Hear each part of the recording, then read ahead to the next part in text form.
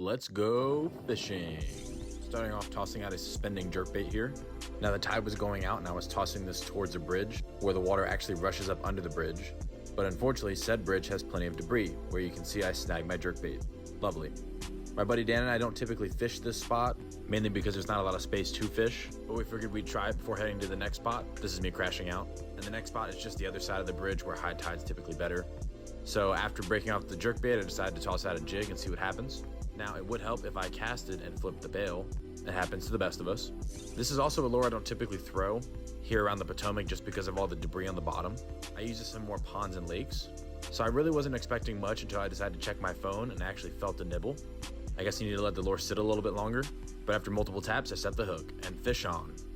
But ended up losing the fish. Absolutely crashed out here.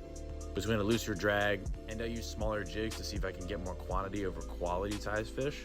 This does happen from time to time.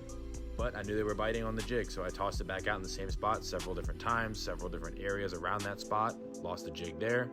Was actually explaining to my buddy where I ended up hooking up on that fish and just kept repeatedly sending the jig over there and ended up losing about 3 jigs before we went to the other side. I was absolutely determined, but now I know, hey, in that spot, I can fish a jig and might catch a fish.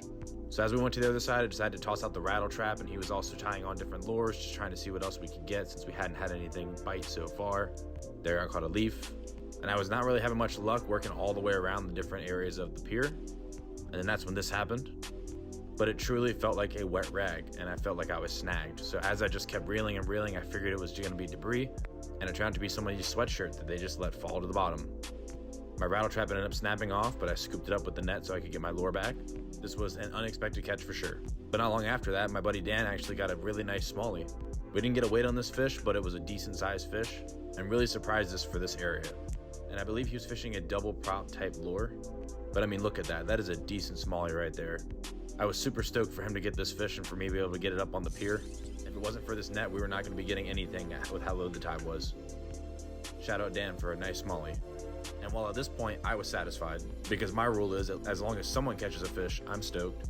I still got to keep casting to see if I can get something. And right about here, I ended up having a hookup on a fish, or so I thought. We still don't know because at this point, I was messing with the drag. It was pulling a little bit, but felt more like a wet rag than anything, which we know I had just caught basically.